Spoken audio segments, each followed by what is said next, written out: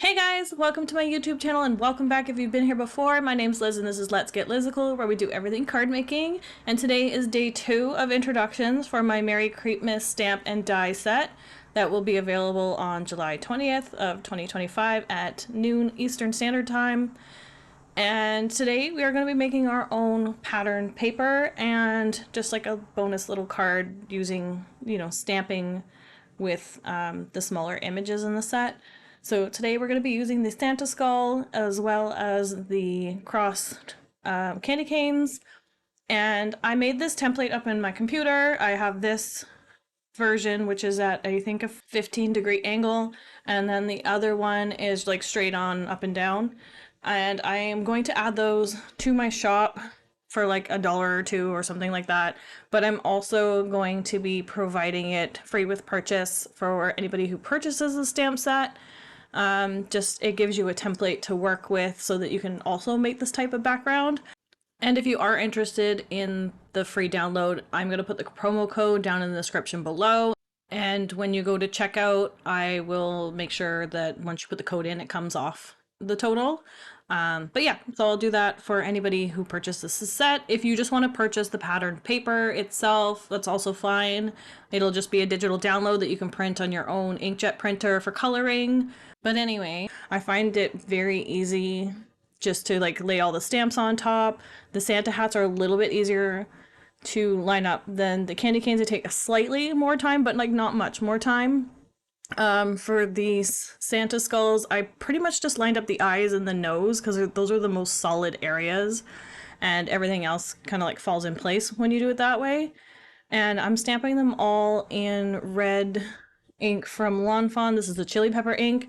This one is my favorite red for Christmas cards, and then the Noble Fur is my favorite green for Christmas cards. So I tend to use those ones quite often. I think they're getting a little dry. I might have to get re-inkers for these 2 cubes. I did make the switch over to the Simon Says Positively Saturated inks, but I don't have still quite these colors. So I'm going to continue to use these. And again, like these are my favorite red and green inks.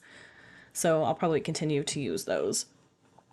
You'll notice here that this one kind of goes off to the edge. This is actually a full 8.5 by 11 sheet of paper that I printed. I just cut it down to fit in my MISTI. And I'm going to get the ones that are on the edges a little bit later. I leave that one to the last stamping.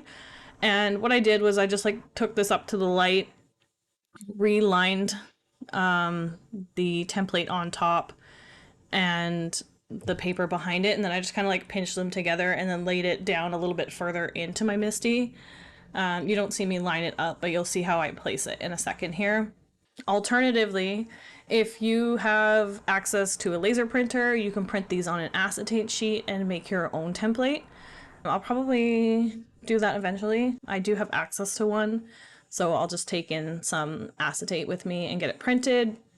But I think I would recommend maybe mirroring it first, like flipping it on the vertical axis so that you have it on the back of the acetate when you flip it. That way it's not like messing with the print, because you would flip it so that the print is on the back and then you would use the like non-printed side as your template, if that makes sense. If it doesn't, reach out to me and I will try to explain it a bit better. But if you, again, mirror the image opposite to what it should be and then you flip it over, it should work fine that way. You could also just do what I did here, print it on a piece of paper, and maybe you're only going to do it once, or you're like not expecting to use it too many times, which is fine. I will probably laminate this so that I don't have to wipe off my stamps in between. I didn't want to ruin the template by having ink all over it, so I just decided to wipe off my images in between. But if you were to laminate it, you wouldn't have to do that, because then you could just wipe it off after. I did that years ago where I laminated a clear, like not a clear, a white sheet of paper and used it kind of like as a palette. I think I learned that from like one of Jennifer Maguire's like old videos. I still have it, and sometimes I still use it, but I use it like for ink smooshing and stuff like that. And it's just really handy to have. So, laminating anything just makes it easier to wipe things off, and you don't have to reprint or damage any of your templates. You can also do that with the turnabout templates that I do, which I haven't done in a while, so maybe we'll do another one of those soon. And once you do one template, you can pretty much use it for all your other stamped images. Like I think the original one I did for the video was a snowman or the dinosaur one, and then I just use that one as a template for my other ones for placement. And then obviously I'm going to move things around, but it's just good to have templates. So I'm definitely recommending you guys make templates for anything that you do on a frequent basis. And you, again, laminate them so you keep them clean, or print them on acetate so that they have a bit of more of a clear element to them, so that they might be a little bit easier for placement. And yeah, so this one's background's done. This next one I kind of messed up a few times, so I think I cut that out. But what we're gonna do is we're gonna make like this tree shape out of just stacking these skulls. And I'm gonna do 3, 2, and then 1. If I had thought this through, which I think I had originally planned to do these in green, but I was just like on the, you know, the Santa hat is red, so everything needs to be red when it comes to a Santa hat. And I don't hate it. I actually like this card better than the other one, kind of. It just like looks simple and clean. The other one is great too. I love like the red and green background, and I love that that's the focus, is just the pattern paper that we made. And there's not really much else to it. And same with this, like this one, again, just stamped images. There's no coloring involved in either one of these cards. And it's just, this one's a bit quicker to do. Again, you can make a template for this one. I probably should have spaced it out a little bit better. Also, when you're placing your stamps, you can do this trick where I use this acetate sheet. This one was from Simon Says Stamp, and it's got the grid on it. It's basically for centering images and sentiments on your card, or like placement anyway, not necessarily centering. But you can do that with a plain sheet of acetate as well. If you want to like lay out any of your images in a specific area, you can just lay your stamp on it and kind of move the acetate around and then close your door on it that way, which is probably what I should have done with this tree instead of trying to figure out the math of placement, which is why I messed up a few times, because the skull's not 100% centered with like the nose in the middle like you would think, just because of the hat, the way that it lays off to the left side. So it's a bit wider on the left than it is on the right, so you can't really like move it in the same increments left as you can right, if that makes sense. Again, I'm probably not making sense right now, but it's not easy just to use math for placement for this specific stamp because it's not symmetrical.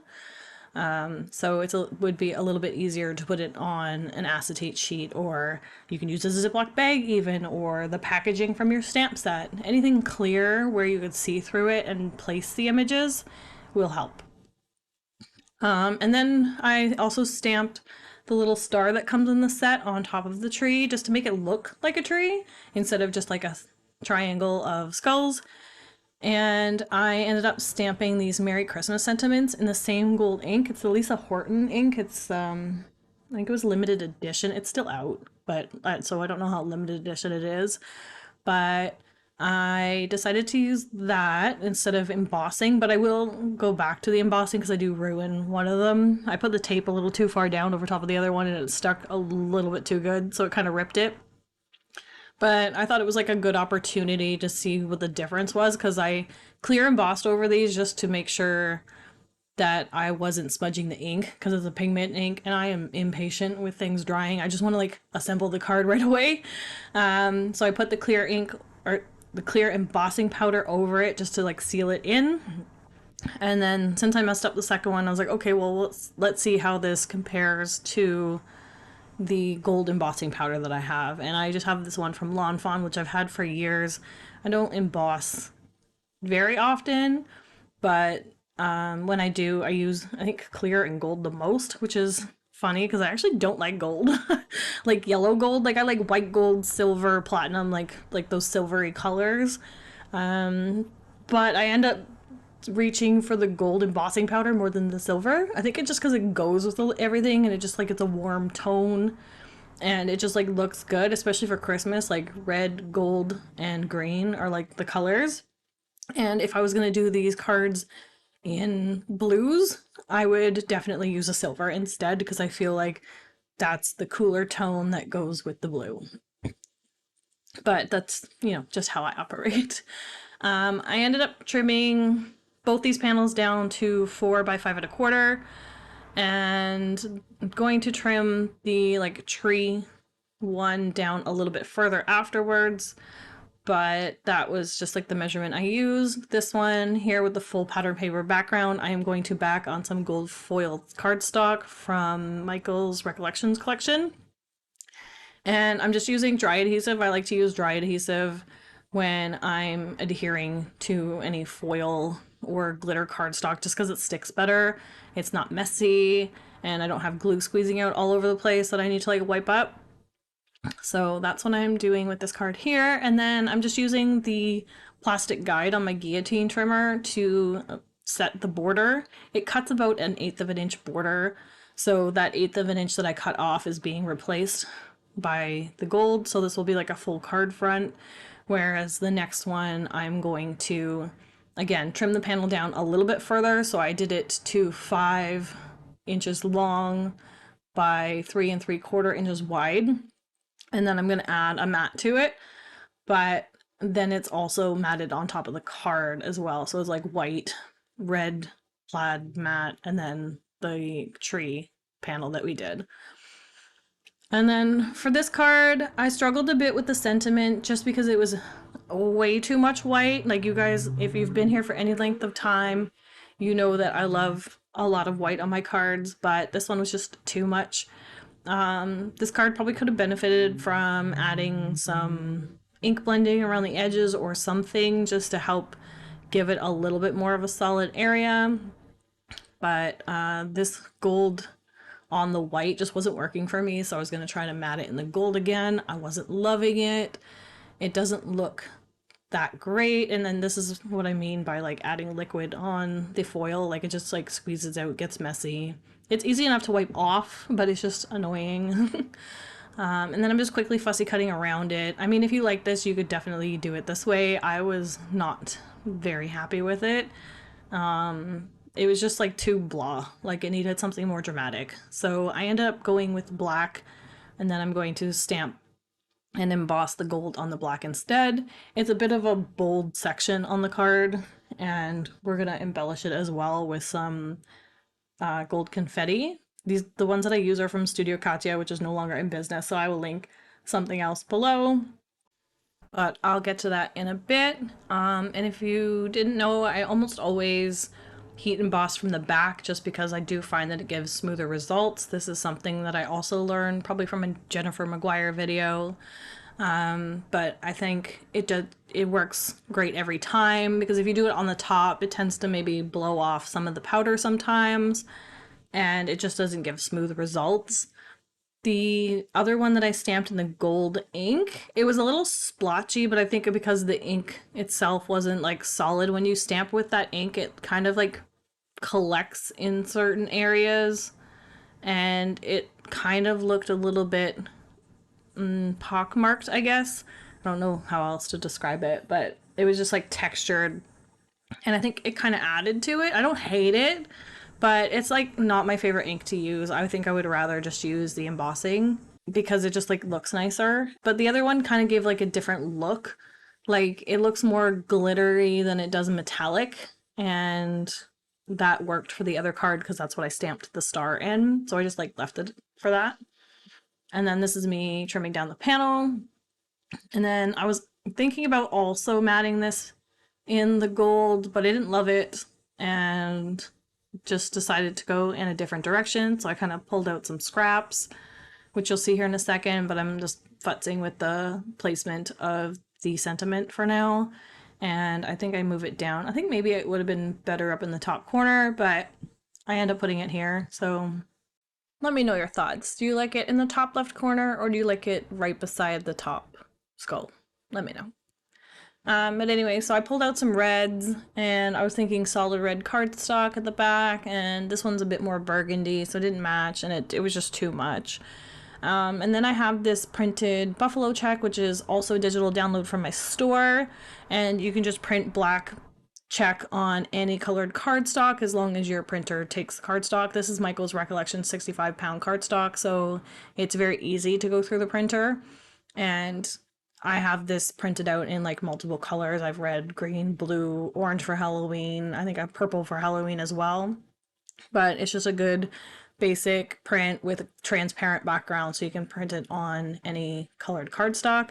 And I wanted just a little bit of this to peep through, so I ended up lining it up so that the red boxes and the lined boxes kind of bordered the matte layer. And I really like how this turned out. It just added just an extra little element to this card and a little bit more pattern with, you know, a little bit more pizzazz to it. But yeah, that's pretty much our card for today, guys. I will be back again tomorrow with another video featuring this stamp set, which again, I'm super excited about. Again, it will be available on Sunday, July 20th, 12 p.m. Eastern Standard Time. But if you like this video, please give it a thumbs up, comment down below, and let me know your thoughts. If you're not already subscribed to my channel, please subscribe and hit that notification bell so you don't miss any future content. And until tomorrow, thanks guys, bye!